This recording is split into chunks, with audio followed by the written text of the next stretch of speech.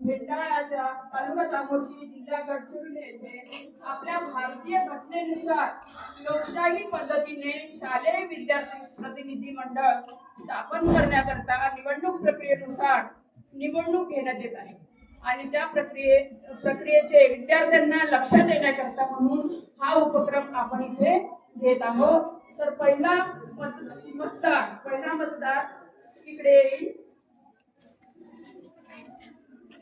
पहिला मतदार इकडे येतील आणि आपल्या नावांची लिस्ट विचारताना मतदार प्रतिनिधी आपल्या नावाची लिस्ट दाखवत आहे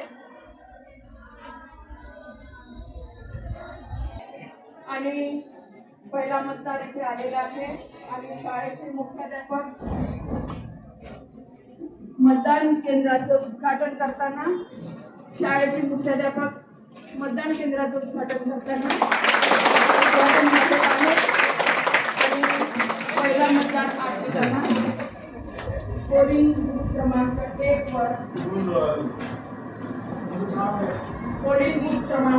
वर आपल्या नावाचं नोंदणी घेतील पोलिंग अधिकारी मतदान अधिकारी त्यांनी आपल्या नावाची नोंदणी केली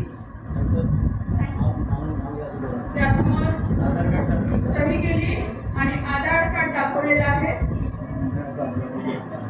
त्यानंतर पोलिंग अधिकारी नंबर 2 तिथे त्यांच्या हाताला शाई लावण्यात आलेली आहे। त्याचप्रमाणे पोलिंग अधिकारी 3 नंबरवर त्यांना बॅलेट पेपर देण्यात येत आहे।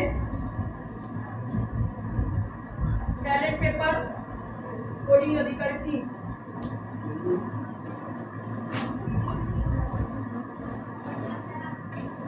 आणि केंद्राध्यक्ष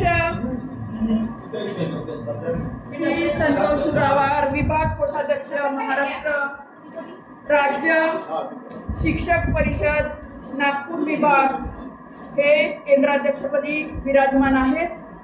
आणि यानंतर पहिला मतदार मतदान करताना मतदान कक्ष